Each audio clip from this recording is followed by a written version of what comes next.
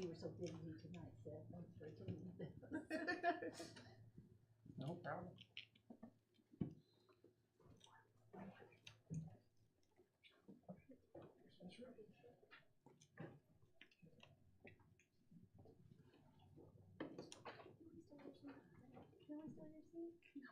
Oh, okay. All right. Well, it's time to get started. Yeah. Let's start by singing number 230, 230.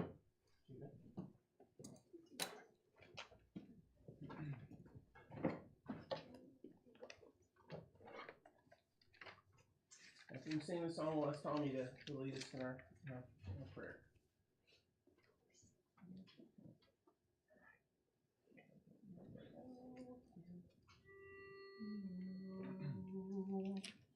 This world is not my home, I'm just a passing through. My treasures are laid up somewhere beyond the blue. The angels beckon me from heaven's open door, and I can't feel at home in this world anymore. Oh Lord, you know I have no friend like you. If heaven's not my home, then Lord, what will I do? The angels beckon me from heaven's open door, and I can't feel at home in this world anymore.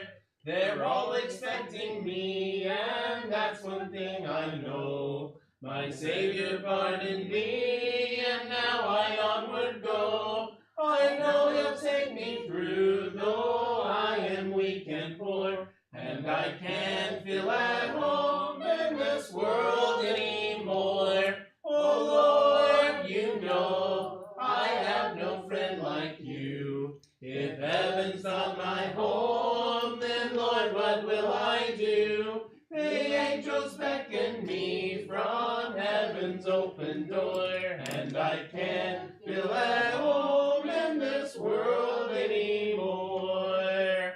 Just up in glory land we'll live eternally. The saints on every hand are shouting victory. Their songs of sweetest praise drift back from heaven's shore, and I can't feel at home in this world anymore. Oh Lord, you know I have no friend like you. If heaven's not my home, then Lord, what will I do? The angels beckon me from heaven's open door, and I can't feel at home in this world anymore.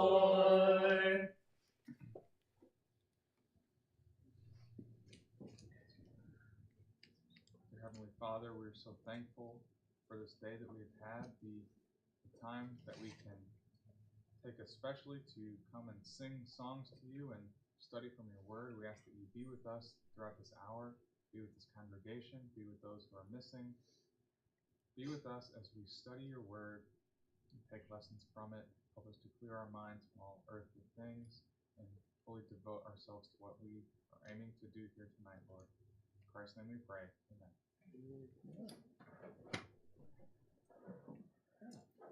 We're in Proverbs chapter 5. Got a lot of people out of town.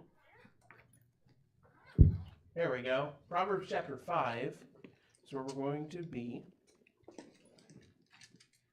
The first 9 chapters of Proverbs read a lot more like the rest of the Bible, where you have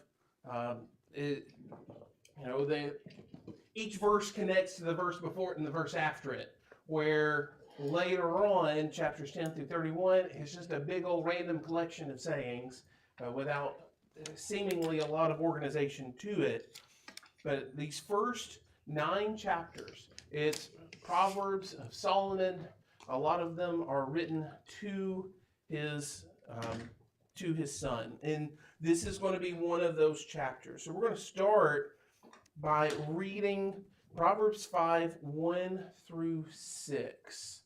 Whitney, do you mind reading that? Go ahead. My son, pay attention to my wisdom. Listen closely to my understanding. so that you may maintain discretion and your lips safeguard knowledge. Though the lips of the forbidden woman drip honey and her words are smoother than oil, in the end she's as bitter as wormwood and as sharp as a double-edged sword. Her feet go down to death, her steps head straight for Sheol. She doesn't consider the path of life, she doesn't know that her ways are unstable. So now, sons, listen to me, and don't turn away from the words of my mouth. Keep your way far from her. Don't go near the door of her house. Otherwise, you will give up your vitality to others and your ears to someone cruel. Strangers will drain your resources, and your hard-earned pay will end up in a foreigner's house. At the end of your life, you will lament, and your physical body has been consumed. And you will say, how I hated discipline, and how my heart despised correction. I didn't obey my teachers or listen closely to my instructors. I am on the verge of complete ruin before the entire community. All right. So right off the bat, once again, this is the father talking to his son. Pay attention to my wisdom, listen closely to my understanding. Based upon that, the son has a choice to whether to listen to what his father has to say or not. And we have the ability to either listen to our parents or reject what they say. Listen to what God says or reject what God says. We have that ability to choose, and he's so adamant about what? What is this section about? If I heard you right. What was that? I said, if I heard you right, it's about, actually, he's warning a young person about adultery and what he's going to face, whether he wants to or not. He will face it in his lifetime. Absolutely. You will face the temptation of adultery. So here is a father's instruction to his son of how to avoid falling into adultery, right? Right off the bat, now, is this applicable to both genders? Yes. Of course. You know, women have adulterous relationships, men have adulterous relationships. This applies to both genders. But here specifically, this is from a father to a son perspective. Now, what is it about the woman that he starts right off the bat and warns him against? Is it her alluring eyes? Is it her figure? Is it her immodesty? What is it about her that he warns about the very, very beginning? It's her words. It's her. I can't hear you. Oh, okay. I don't know if I've got another one of those. Okay. It's her words. What is it about words that is so important? Why words is being the first thing that he warns against? Her words offer sweet things that are perfect. That everything's going to be just so. But she is so far from it. She is so far from being perfect that she doesn't even know. She doesn't know how to do anything. Because she's so far from any wisdom when it comes to life, he can't even imagine it. Absolutely. The words are what is one of the first things. Yes, someone can be attractive. Someone can catch your eye. But what actually starts you walking down towards the path of having the affair is far less about someone just throwing themselves at you immodestly dressed. It very rarely ever starts that way. How do affairs begin? Almost always is through speech, through communication, through words. That she speaks kindly to me when my wife has been mean to me. That we have this kind of flirtatious thing that we do at work, and my work life is separate from my home life. those types of things. That's how affairs happen, how adultery happens. Her words are the danger. Her words are the gateway. What is it that, what is it about her? So just right off the bat, how much of this, I'll show what kind of my notes in this, that her words are the danger. It is the gateway. These little innocent flirtations and things are what lead to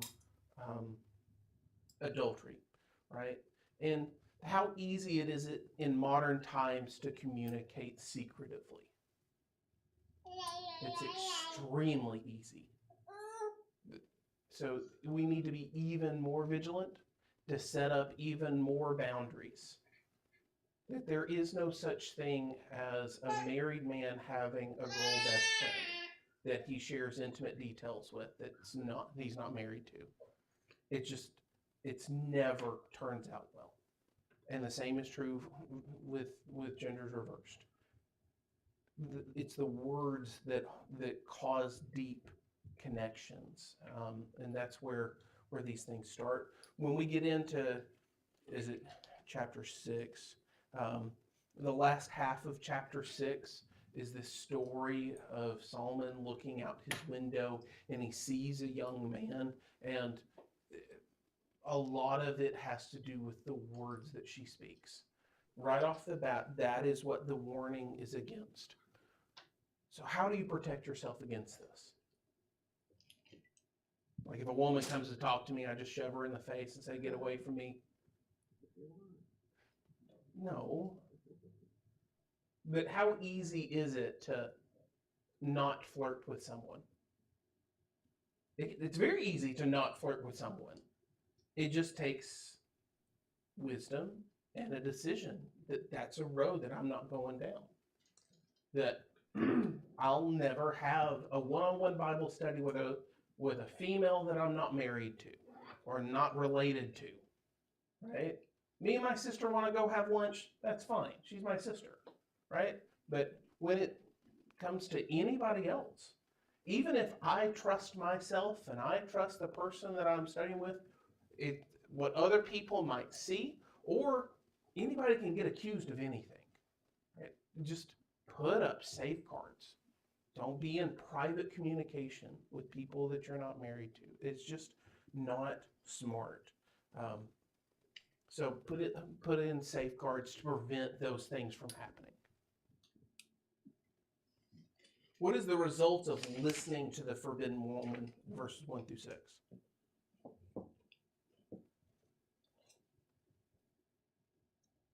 Her feet go to death. Her steps follow the path to Sheol. Yeah, Sheol being the grave, right? It's the realm of the dead is where, if you ever see the word Sheol, that is the place where dead people wait for final judgment. Where will her following her lead you to? It's not going to be bliss everlasting. It's only leads to ruin.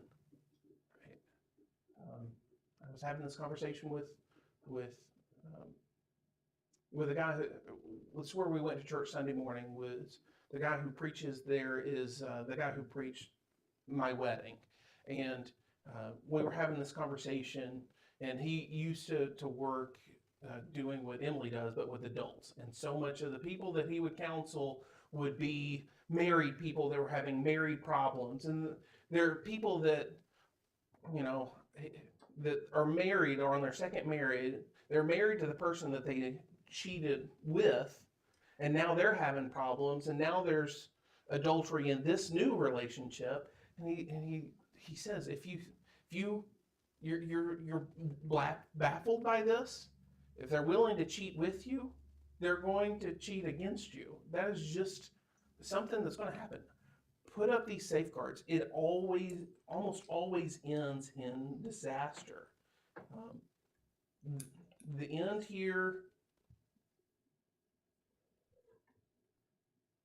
leads to disaster, but it's a thing you never see or even anticipate. I watch just on Facebook the different people that come across my feeds. There's a guy who works for Dave Ramsey who does a lot of counseling stuff. So I listen to a lot of his stuff. And there's all the time a caller coming in and says, so I'm in an adulterous, I'm having an affair with one of my coworkers and I don't know what to do, that type of thing. I would have never seen me as this type of person. How many people would say that they would never thought they would be the person that commits adultery? You don't see this from the beginning. How do you prevent that? Solomon here is telling us, listen to wisdom now. Don't listen to their words. Be careful in your communication with people of the opposite gender. Put up those safeguards. Her ways are unstable. Don't entertain it. Don't flirt. Stay away. Right? So what is the wise action in verse 7 through 14 that he gives here?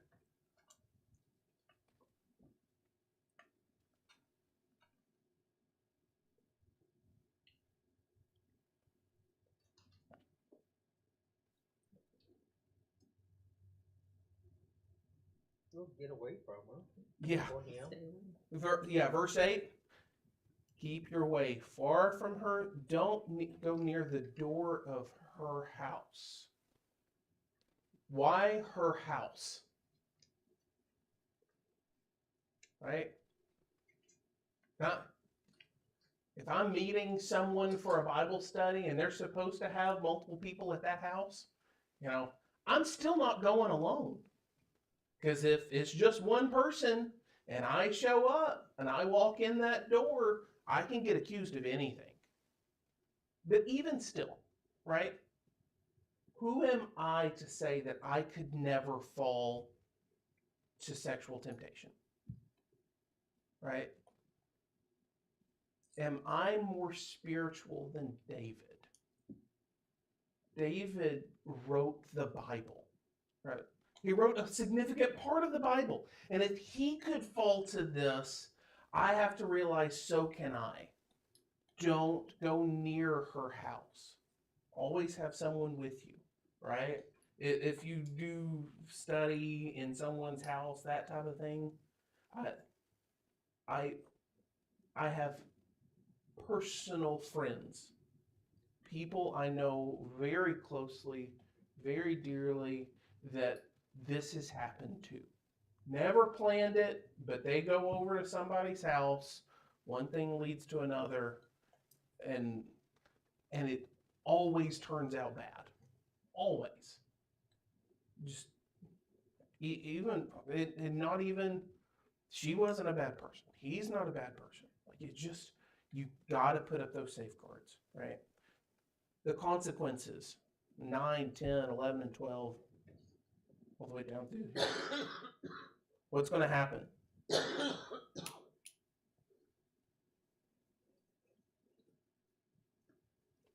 What does it mean in verse 9? You will give up your vitality to others and your years to someone cruel. What does that mean?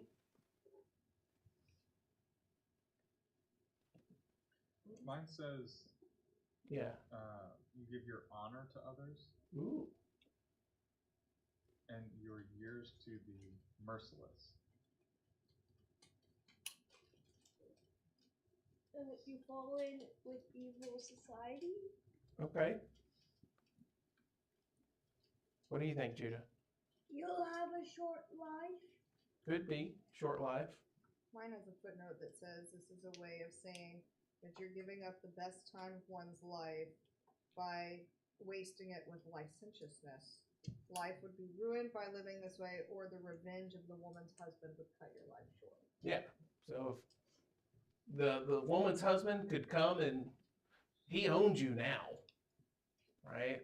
Under Mosaical law, he would have the right to kill you for this. Like there is serious consequences that you give up your life. The rest of your life is going to be filled with guilt. sorrow. There's nothing that good comes out of it. In verse 10,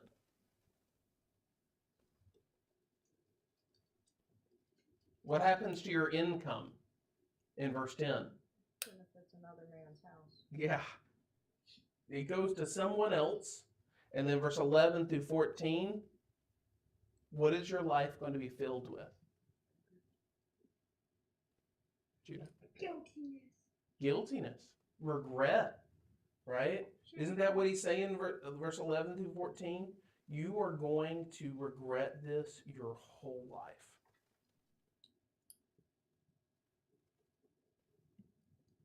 At the end of your life, you will lament. And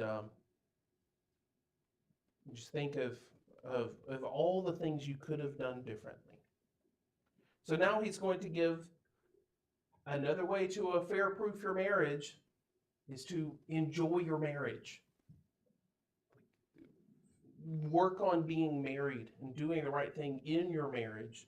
That goes a long way to affair-proofing it, right? So let's read this next section, 15 through the end of the chapter. You get a volunteer to read that? Emily, do you mind? You said through the end of the chapter. Yeah, 15 through 23. Drink water from your own cistern and running water from your own well.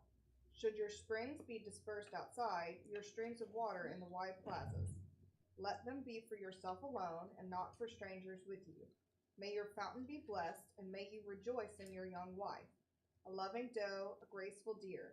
May her breast satisfy you at all times. May you be captivated by her love always. But why should you be captivated, my son, by an adulteress, and embrace the bosom of a different woman? For the ways of a person are in front of the Lord's eyes, and the Lord weighs all that person's paths. The wicked will be captured by his own iniquities, and he will be held by the cords of his own sin. He will die because there was no discipline. Because of the greatness of his folly, he will reel. All right. So right off the bat, he says, drink water from your own cistern. What is a cistern? A cistern. In verse 15, what is a cistern? The water. It's like a well. Instead Right, of well, water. Yeah, it's a water. It holds water, right? It collects rainwater.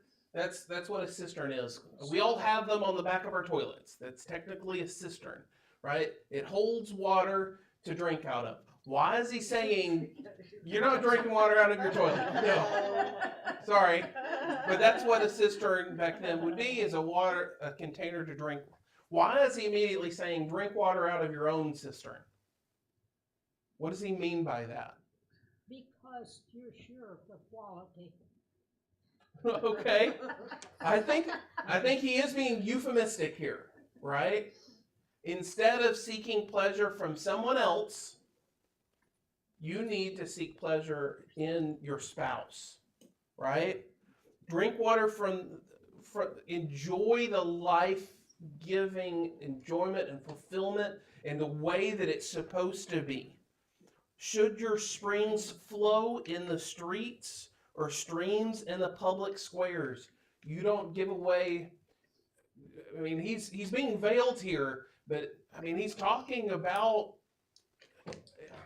what comes out of men. Don't give that away to everyone, right? You keep it where it belongs with your spouse. You don't give that away to others. They should be for you and you alone, not for you to share with strangers. Let your fountain be blessed and take pleasure in the wife of your youth. Here he says what he's been saying this whole time is you should be with your spouse. That is the proper place for intimacy, is with your spouse. The thinking is that what you have at home is much more valuable than what you are going to get, because it's going to lead to destruction and to death, what you're going to get. So you should be drinking from your own fountain. Yes. That's what it's all about. What a lot of people don't understand on a cistern. You could fill a cistern full of ice and snow in the wintertime. You have perfect water for the whole year, because that'll keep the snow and the ice, will keep that good. And that means a lot, because you know what, that's where you get your quality. Yeah, absolutely. Mine also mentions that a cistern would be something private to your house versus a stream of water in the street is public property. It could belong to anybody. And it's kind of like what Mary Lee said, if you know your quality if it's private at your home versus publicly accessible. Absolutely. Sometimes that cistern runs dry. Well, this is part of safeguarding your relationship, right? I have this in my notes that it doesn't mean that your spouse is now your outlet.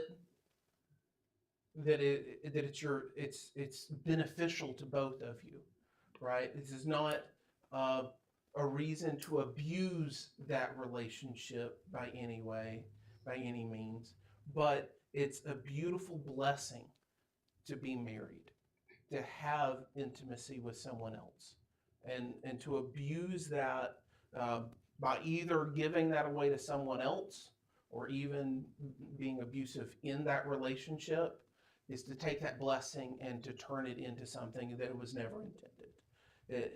Anything else is a cheap and perverse imitation of the beautiful thing that God gives.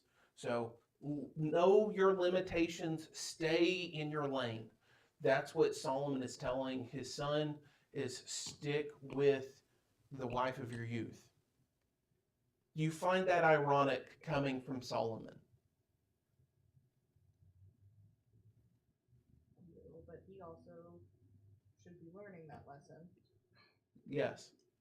Why is that ironic coming from Solomon? How many wives did he have? He had More than one. 300 wives and 700 concubines.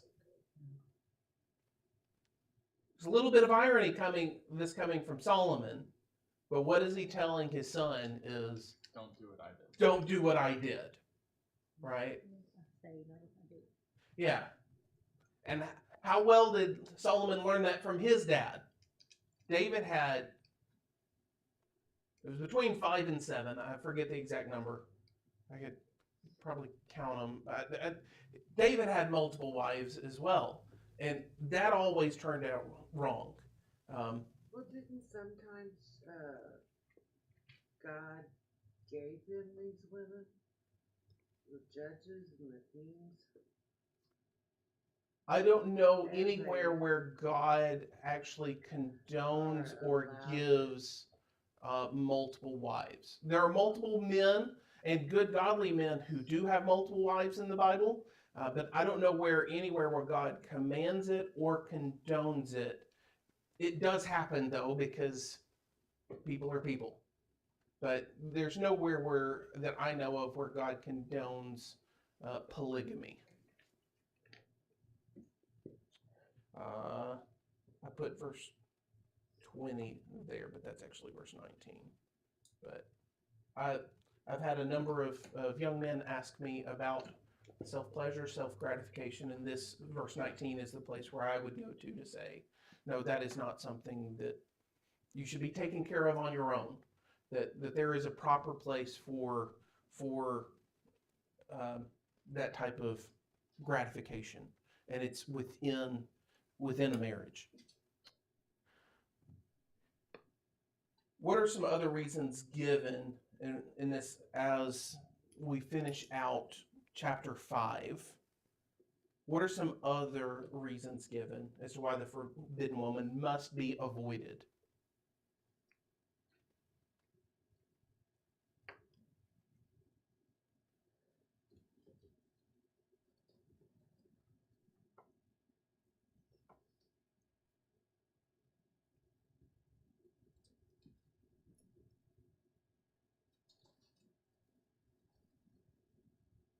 It talks about how we're going to have to answer to God for our actions.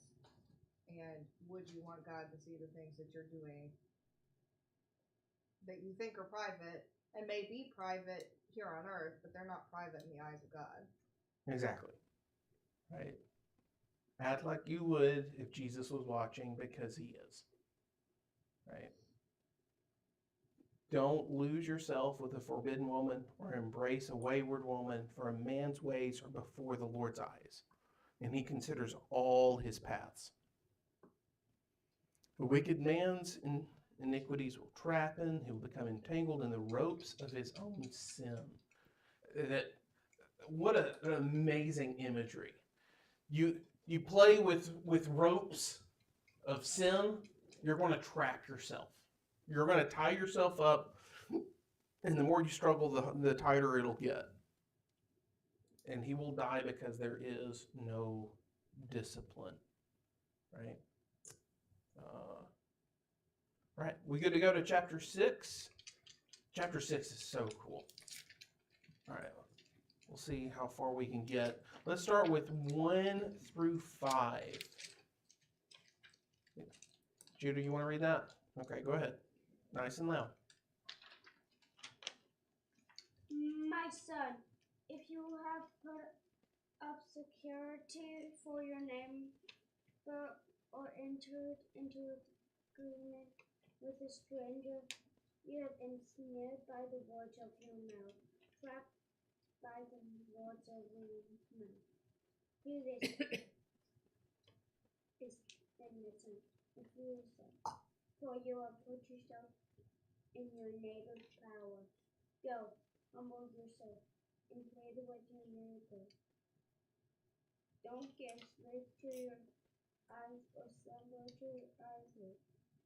Escape yourself from your hunter, like a bird from a hunter's trap. All right. So right off the bat, what is he talking about right in this first 5 verses?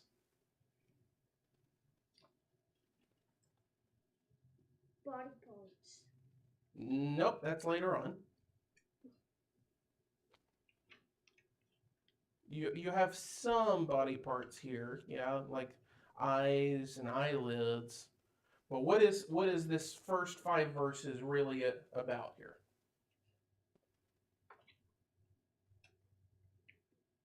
Your words.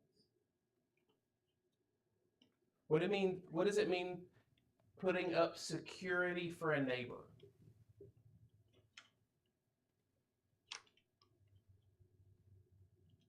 Helping them with their debts and Yeah. Right? Don't lend to your neighbor. Don't let them borrow money from you. Right? And if you listen to Dave Ramsey, he'll say never ever borrow money from your in-laws or from your parents. Don't borrow money from family, because as soon as you do, that relationship changes, and now the borrower is a slave to the lender. Right? It's going to change your relationship. Don't put up security for your neighbor. As in, don't co-sign on his loan is this idea, right? Co-signing a loan for a friend or a business that needs capital, right? If I need to borrow money to, say, make an improvement on my home, right? Where should I go and do that from? Bank. I should go to a bank, right? But what if a bank won't give me a loan? Should I borrow it from my parents instead? Well, if a bank won't let me borrow money, there's probably a reason why the bank won't let me borrow money, right? If there's a reason why a bank won't let me borrow money, then you shouldn't let me borrow money from you, right? We don't need to let our relationships change based on this. Now, when I see someone in need, and I should be willing to give them money, I should be willing to help them in their situation. there's But- a difference between a gift and a loan. Yeah. A loan, you're expecting something back eventually, versus a gift is given generously. Absolutely. I probably should have put it. There are New Testament passages, and maybe someone can look them up so we can put them in our notes, where Jesus says, well, even in the Old Testament, we're not supposed to charge interest to our fellow countrymen. We don't charge interest to other Christians, even if we do let them borrow money from it. But Jesus says, if you lend, don't expect it back, right? Treat it like it's a gift, and if they pay you back, great. But if not, treat it like it's a gift. Don't let it change your relationship. Here, or if my buddy's got a business that he's wanting to start, and he's like, hey, if you give me some money, I'll give you this interest rate, which is way higher than the bank would give. Well, if it's a good business idea, there are plenty of banks that will give him money at a much lower interest rate, right? He should go to the bank. If a bank won't give him a loan, there's probably a reason, right? So you have, when you borrow money from people, from family, from other Christians, you become, that relationship will inevitably change, right? You let your kids borrow money. Now every purchase they make, every time they go out to eat, in the back of your mind is, that's money you could have been given to pay off your loan to me, instead of the type of relationship that you would want to have with your children, right? It can put a huge strain. You just don't want to do that. Avoid that. In this whole section, how strongly does he say you need to get out of this situation? Is that you're trapped, you're snared, free yourself, or you put yourself in your neighbor's power. Go humble yourself, plead with your neighbor. Don't give yourself sleep. Don't even sleep until you fix this. Get out of this situation as soon as you can. Escape like a gazelle from a hunter, like a bird from a hunter's trap, because you're probably going to lose whatever investment you put into this. It's probably going to be gone, right? So don't lend money to friends or family. Is really the idea here. If you want to give money, that's one thing, and we're encouraged to give to those who need it, but don't lend. Right? Here's general proverbs, general truth. I say this as someone who, my father-in-law did co-sign on my loan when we bought a house, just because I have the income, but I don't have a traditional income like others, and they wanted to have years of me doing this, preaching for a long time with different types of income coming in. So, like always, Proverbs are generally true, but we just need to be mindful of that, right? But if something happened to be in my income, my father-in-law would be on the hook for my mortgage, right? It's generally not a smart thing to do. All right, verse 6 through 11. Let's go through it. What about Levi, if you wanted to read it? Judah, you just read. You want to read it? Go ahead. Go ahead, Buster. Go to the ant, you slacker. Observe its ways and become wise. Without leader, administrator, or ruler, it prepares its provisions in summer. It gathers its food during harvest. How long will you stay in bed, you slacker? When will you get up from your sleep? A little sleep, a little slumber, a little folding of the arms to rest, and your poverty will come like a robber, your need like a bandit. All right. This is one of the most classic, awesome sections from the book of Proverbs. He says, I want you, son, to go to the ant. Think about ants, right?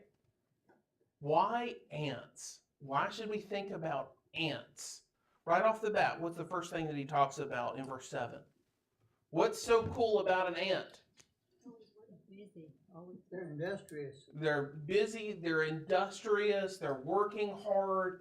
But in verse 7, right off the bat, it says that they do it without someone telling them what to do and watching over them. They don't have to be told to work. They're just doing the work. Exactly. They're self-motivated. They are self-disciplined. They work without having to be watched, right? Contrasting that is the lazy person. In in verse 8, what else? Talks about how they prepare for things ahead of time. He sits idly. Oh, Oh yeah, the lazy person says, hey, there's plenty of food right now. Why do I need to work extra? Why do I need to? I've got plenty of food. Right? So it just sleeps. Right? The lazy are deceived by the present abundance, and they don't prepare for the scarcity that will inevitably come. Do you know that hard times are going to come later? Right? Here we have biblical evidence of having a rainy day fund, right? To be prepared for bad things that could come in the future, right? But how are we to do that is by working hard.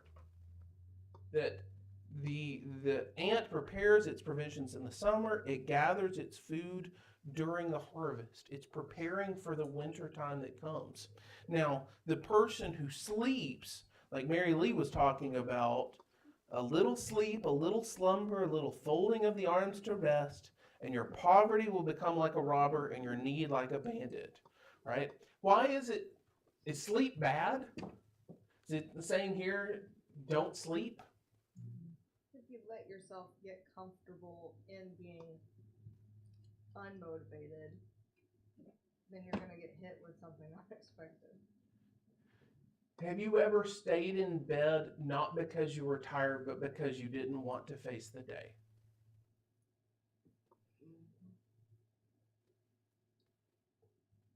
When you have that kind of sleep, why are you staying in bed? Is because there's something that you're avoiding. This person's avoiding work, but we could be avoiding any number of things, right? I want to put off doing taxes, so I'm going to just be lazy and not do what I'm supposed to do.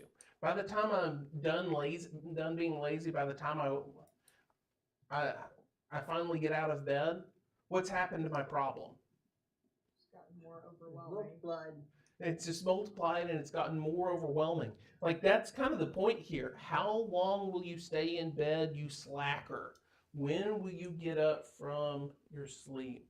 You know, that this idea here that sleep from depression is not because you're tired, because you don't want to face something.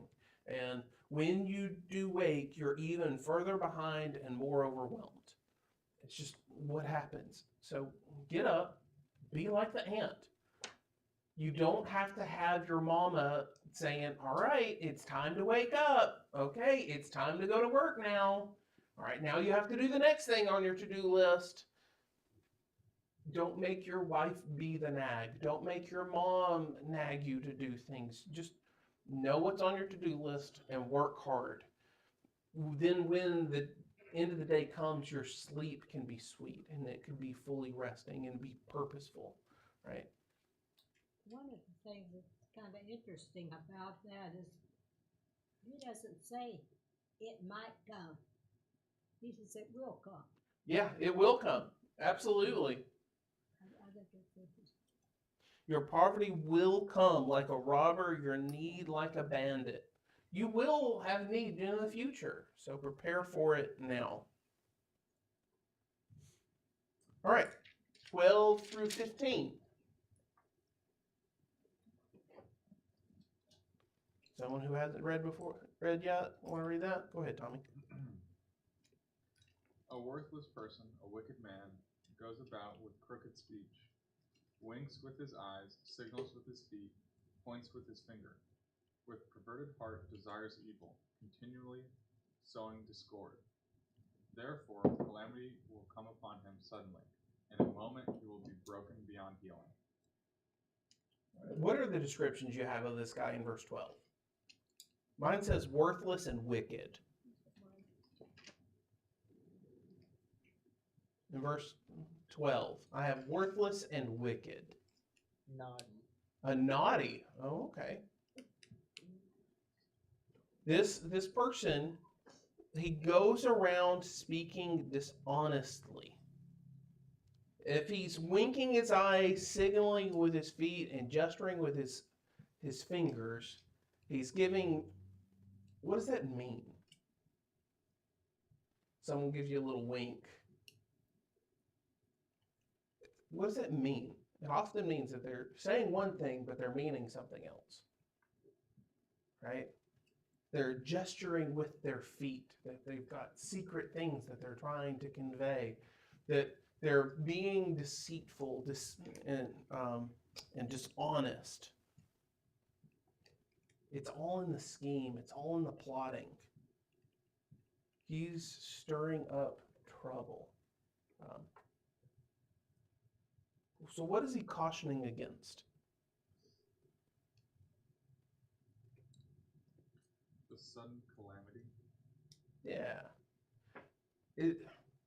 If someone is willing to bring you in on their scheme to trick someone else, what's the likelihood that they would be willing to trick you too? They're willing to cheat with you. They're willing to cheat on you. That's just one of these natural truths. And what is going to be the outcome of this person is a lot of times those schemes, they get found out and you're in the wrong place, the wrong time, and you're caught with them. Right? Just stay away from them. I put Romans 6, 12 and 13 as a note here, that he is creating division. And in Romans 6, 12 and 13, do not let sin reign in your mortal body so that you may obey its desires. Do not offer any part of it to sin as weapons for unrighteousness, but as those who are alive from the dead, offer yourselves to God, and all the parts of yourselves to God as weapons for righteousness. That there is no second side of me, there is nothing that's two-faced about me, that I am giving myself completely and totally for God. And then one of my favorite sections in chapter 6 is verse 16 through 19. Is another one of those list of body part sections where you have 6 things that the Lord hates. In fact, 7 are detestable to him.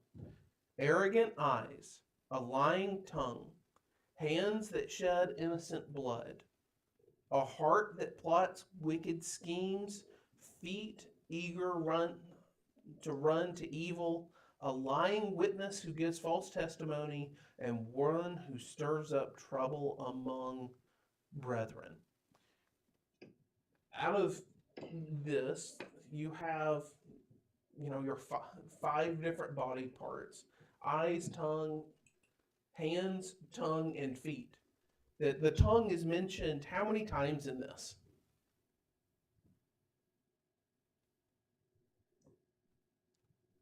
You got lying tongue and a lying witness.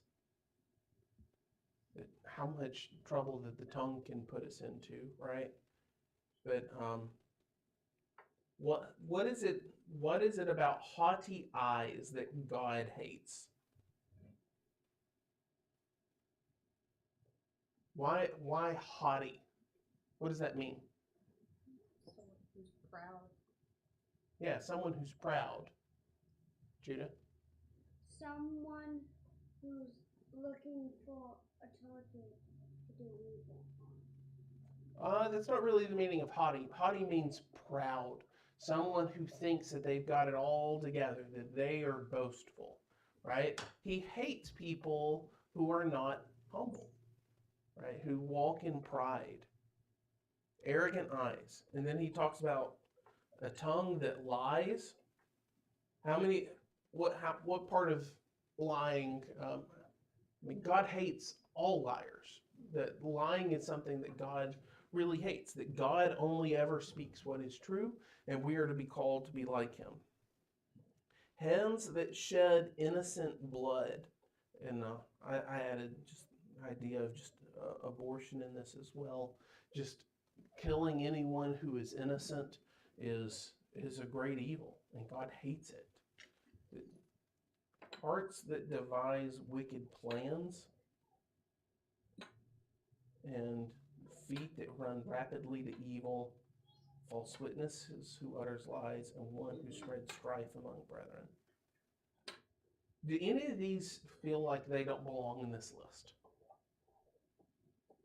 Any of these that we think is not as serious as the others? What do you think, Judah? The one who spreads strife among brethren. Yeah.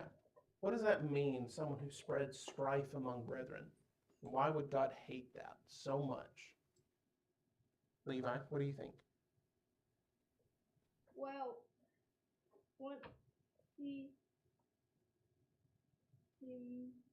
may you say he is a false teacher who is making say the evil people inside of the walls. Okay, so it could be someone who is a false teacher. Sure, those can sow strife among brethren. There are some people who just love picking fights, love being disagreeable, right? Anyone who causes strife among brethren seems something that God hates. Especially among brethren, we're told to be unified and to be loving and be encouraging. So if you're intentionally sowing strife, you're not only causing problems for yourself, but you're causing problems for everybody around you. And that's never going to be encouraging to the whole body also. All right. I did also want to say mine Sure. has a footnote at the end of that verse that says to discover what the Lord desires, you need to look at the opposites of all the things listed on this list, and it says that it kind of parallels the Beatitudes and how haughty eyes being the first thing compared to, blessed are the poor in spirit, and then the final thing contrasting of the peacemakers versus the one who sows dissension. I thought that was interesting. That is interesting. I'm going to put that in my notes. All right.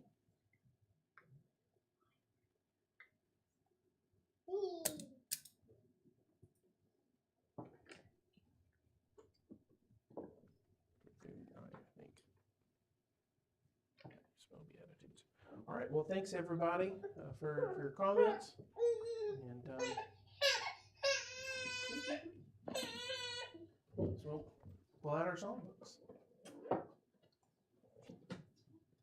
And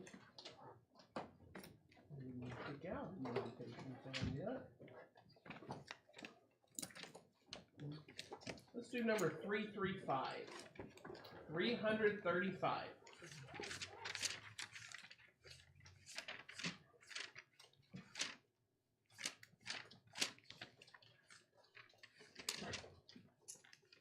As we end our time together, we always have opportunities if anyone wants prayers or any way that we can help each other. We make that known at this time. We can take care of that this evening. If you would, let's stand while we sing number 335.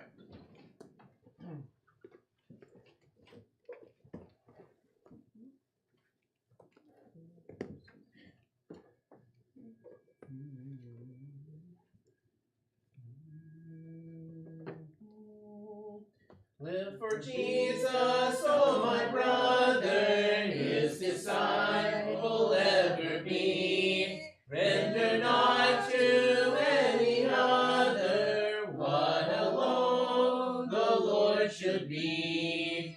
Live for Jesus, live for Jesus, give him all thou hast to give. On the cross, the world's Redeemer, Savior's died that thou mightst live. Live for Jesus, wandering sinner, under Satan serve no more. Of the promised prize a winner, thou mayst be when life is o'er. Live for Jesus, live for Jesus.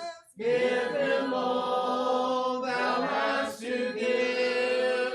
On the cross, the world's Redeemer gave his life that thou mightst live.